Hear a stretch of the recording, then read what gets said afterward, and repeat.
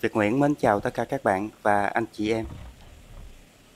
Hôm nay Việt Nguyễn chia sẻ cách phi tỏi vàng giòn rụm, mình để lâu nó vẫn giòn mà không bao giờ bị đắng.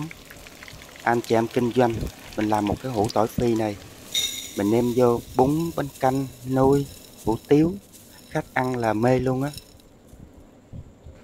Đặc biệt sau khi mình làm cái tỏi phi xong á, tỏi nó không bị đắng và cái độ giòn của nó cũng sẽ rất lâu.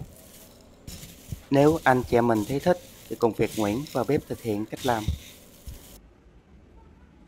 Ở đây mình sử dụng 500g tỏi. Cái số lượng tỏi thì cũng tùy thuộc vào gia đình mình nha.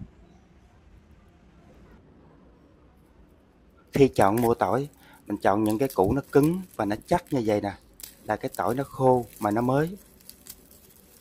Những cái củ tỏi mà nó xốp, nó cũ rồi, khi mình phi lên cái độ giòn của nó không cao, cũng như là nó sẽ không có được thơm nhiều. Để cái tỏi khi mình lột vỏ nó nhanh á, mình sẽ tách trước ra như vậy. Hoặc là mình có thể lột tỏi khi nó còn khô vậy cũng được luôn. Mà Việt Nguyễn thấy á, mình ngâm tỏi trong nước là mình lột tỏi rất là nhanh. Giờ tỏi mình cho vô thau rồi, mình chế nước vô mình ngâm. Nếu mình có thời gian thì mình sẽ ngâm tỏi 10-15 phút. Còn không có thời gian, anh chị mình cho nước vô xong á, mình cứ lột luôn. Cái tỏi phi, có một số bạn khi phi tỏi xong á, nó dễ bị đắng lắm. Mà mình để lâu á, nó lại không giòn. Nhưng mà hôm nay Việt Nguyễn chia sẻ một cái cách á, là mình phi tỏi, mình để lâu, nó vẫn giòn. Mà đặc biệt là không bao giờ bị đắng. Cái củ tỏi mình ngâm nước á, mình lột nó sẽ nhanh hơn nhiều.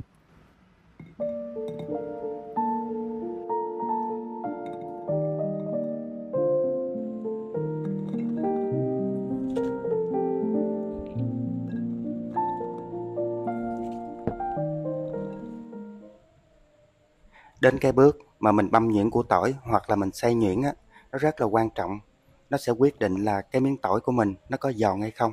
Nếu anh chị mình quan tâm thì đừng bỏ lỡ qua cái thao tác này nha. Thường khi mình băm cái tỏi á, thì mình hay đập dập rồi mình băm. Nhưng mà khi mình làm cái tỏi phi vàng thì mình sẽ không đập dập nó nha. Nếu mà mình đập dập cái củ tỏi thì cái tinh dầu tỏi nó sẽ bể ra. Và khi mình phi á, nó sẽ không thơm, cũng như là cái độ giòn của nó sẽ hạn chế. Làm cái món tỏi phi vàng này, khi anh chị mình băm á, thì mình cũng không băm quá nhuyễn. Nếu mà mình băm quá nhuyễn á, thì khi sau cái miếng tỏi nó cũng không có giòn và cái độ thơm của nó cũng sẽ ít hơn. Để cho nó nhanh hơn, bây giờ mình sẽ cho vô cối mình xay luôn.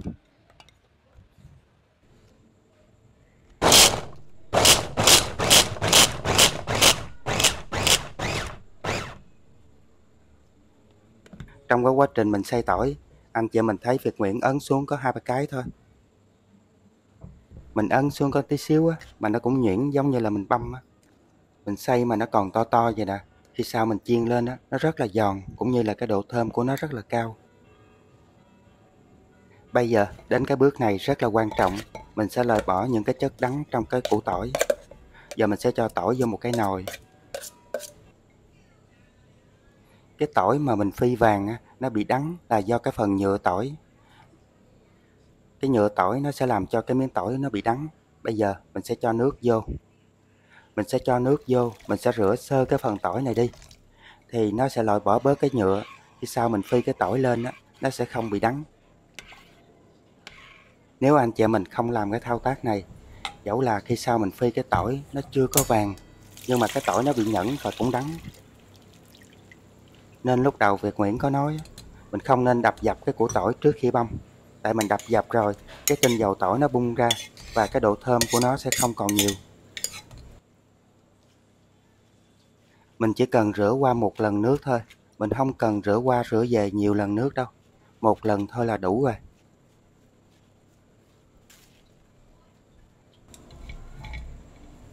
Mình cho tỏi vô cái rây, mình để cho nó ráo hết nước rồi mình sẽ đi phi tỏi này nha.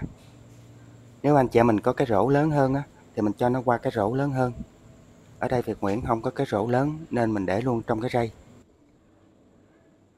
Cái phần tỏi này nó cũng ráo và nó khô rồi.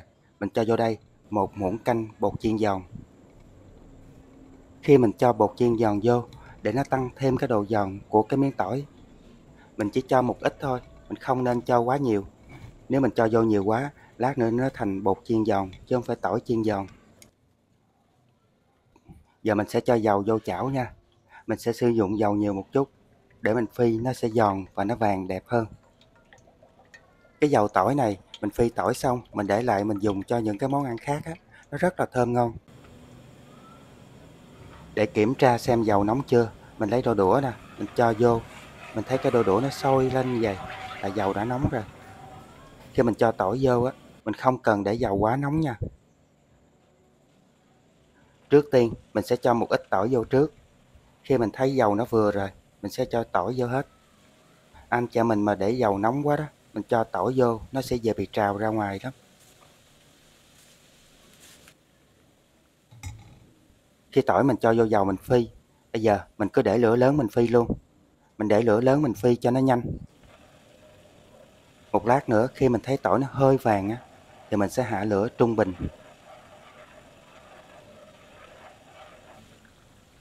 Tại cái tỏi nó nhanh vàng lắm. Khi anh chị mình thấy cái miếng tỏi á, mà nó nổi lên trên cái bề mặt dầu á, là lúc này mình sẽ hạ lửa xuống trung bình. Trong cái lúc mình phi tỏi á, mình sẽ lấy chiếc đũa mình khuấy liên tục luôn. Nếu mình không khuấy liên tục á, thì cái thành chảo bên ngoài á, nó sẽ dễ làm cháy tỏi lắm.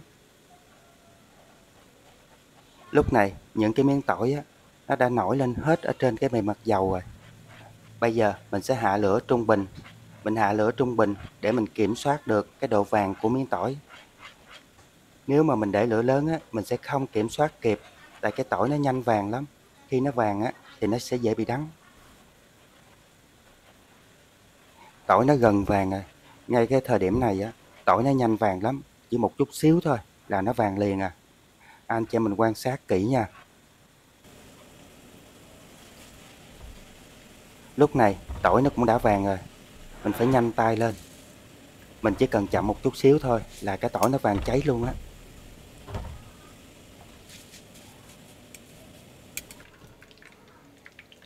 Mình cầm nguyên cái chảo á, mình chế vô cái rây như vậy cho nhanh. Mình nhìn thấy như vậy, chứ một chút nữa nó vàng hơn tí nữa. Giờ mình sẽ cầm tỏi lên, mình xóc lên vậy để cái hơi nóng á, nó được bốc ra bớt. Anh chị mình mà không xóc lên á, là lát chính giữa nó dễ bị đen lắm.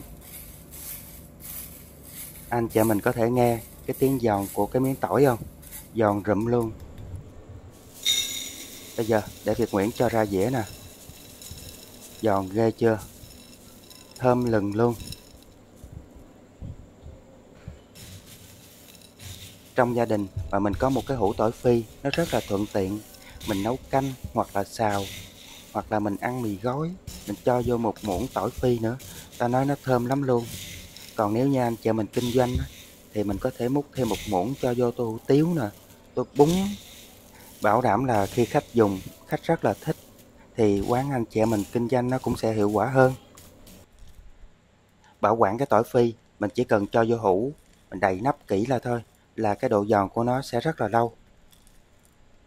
Cái dầu tỏi á, thì mình cho vô hũ mình bảo quản, mình sẽ dùng chiên cơm hay là xào mì, xào tất cả các món ăn, rất là thơm ngon luôn. Và video hôm nay Việt Nguyễn chia sẻ cách làm tỏi phi giòn để được lâu cũng như là không bị đắng. Đến đây cũng tạm kết thúc.